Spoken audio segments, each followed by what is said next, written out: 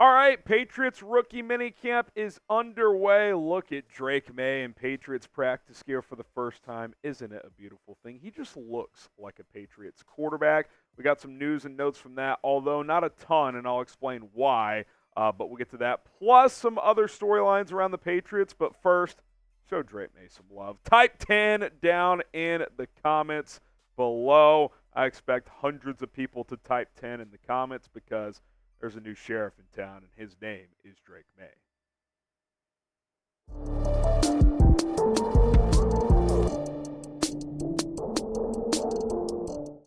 I'm Harrison Graham. Let's get to the latest in New England Patriots news and rumors with rookie minicamp underway. Don't have a ton to get to in terms of what happened on the practice field today because it was closed to the media, which I got to be honest, this is super boomerish to me. It's rookie minicamp. Open it up to the effing media. You're maybe 10 players that are there are going to be on this football team. I mean, you're not giving away state secrets here. I think that's a bit silly, but we at least got to see some pictures emerge from the first practice, which is cool. Now, in terms of what I'm watching for, because tomorrow will be open to the media, so we should get more information, news, and notes from rookie minicamp then. Let me first say this. On-field work at rookie minicamp is the most overblown thing that exists. But there is little individual value of Drake Maye building chemistry with Jalen Polk and Javon Baker. Those are all rookies that are going to work together. So that type of stuff is valuable. So building those reps, I'm excited for that. And you always want to see which UDFAs are going to stand out as well. You see Jalen Polk here. This photo emerging. Also Javon Baker at practice as well. So obviously, it's exciting, but I don't want to make rookie minicamp more than what it is. Really, the big value is the classroom work. Get the playbook in front of these guys, have them start absorbing as much information as possible. The mental reps are more valuable than the on the field stuff because it's not that organized. Because a lot of these players aren't NFL caliber. You're trying to fill out a practice and you're kind of piecing it together. It's not that intense at the end of the day. Now, some news among the rookie draft class. 3 draft picks have officially signed, 3 out of 8. Joe Milton, Jaheim Bell, and Marcellas Dial, quarterback, tight end, corner, have all inked their rookie deals. And this photo of Joe Milton, obviously he's massive. And this picture doesn't really show how massive he is in terms of being 6'6", 240. Look at the hands, though. That football looks like a baseball in his hands almost. I mean, his hands are absorbing that thing. It is ridiculous how physically imposing this guy is. I don't know if he could play quarterback in the NFL, but I'm damn sure going to enjoy the ride to see if he can. The offseason's going to be fun. I will say that's another thing to start watching for starting with rookie minicamp.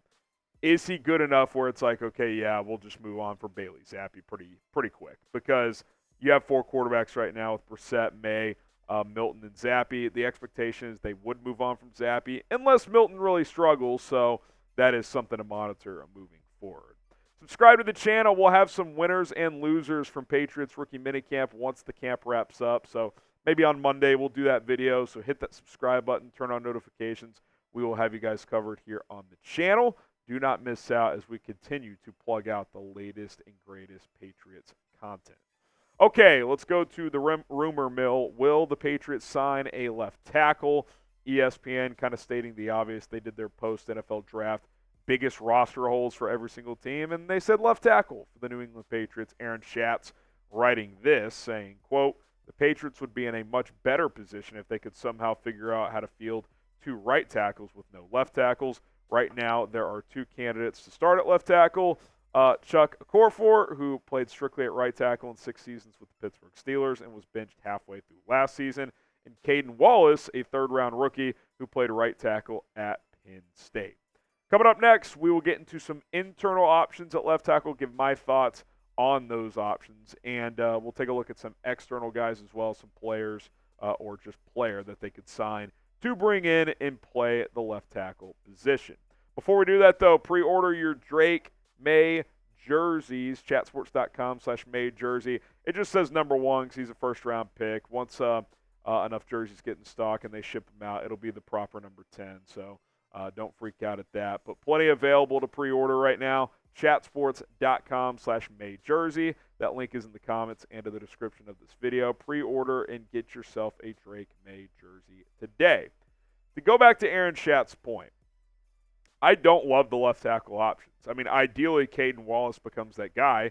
40 starts in college, none at left tackle, all at right tackle. Verdarian Lowe, Okorafor, You cut Connor McDermott, who at least started 5 games at left tackle last year. Could you bring him back later if it's a dire situation? Sure.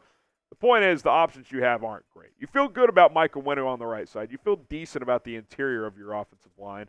But left tackle leaves a lot to be desired. I mean, you could make a strong argument that this is the worst left tackle situation in the NFL right now. And that is not ideal if you're going to play Drake Maye. Now, I think Brissett probably starts the year, but at some point you want to get Maye out there, and you don't want just an absolute disaster on that left side.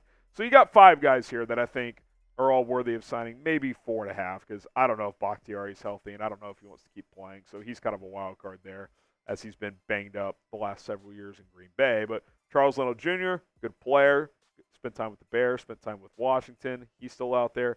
DJ Humphries, solid, not great, but for a 1-year deal. Same with Donovan Smith, not what he once was, but at least serviceable on that left side. Cam Fleming, he can play both tackle spots. He's better as a swing, but I do think he's better than what you currently have unless Wallace surprises us. And like I said, Bakhtiari, wild card. If he's healthy, he's probably the best out of all these guys, but he hasn't been fully healthy in years at this point, so I'm not really holding my breath on that one. I would sign Charles Leno or Donovan Smith. The Bears cut Charles Leno a few years ago because they kind of thought he was done, and he was a cap casualty. He goes to Washington, had a couple of good years, wasn't great last year, still okay though, got cut again for a cap casualty. I think on a 1-year deal, incentive type of contract, he could be solid. Same with Donovan Smith. Wasn't great last year for Kansas City, but he was serviceable. I'm not sure you have serviceable on the roster right now. Okorafor, not really a left tackle, not that good at right tackle. Caden Wallace, never played left tackle in college. That feels like a risk to me if you're going to go to war with one of those guys on the left side. I would side Charles Leno or Donovan Smith if I was in charge. Let me know, should the Patriots sign a left tackle? What say you? Type Y for yes or type in for no. I think you need to. I think they ultimately will. Plenty of cap space, plenty of time before training camp.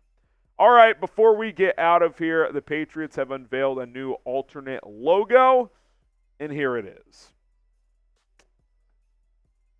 It's okay, I guess. My producer in my ear, no. This is pretty bland.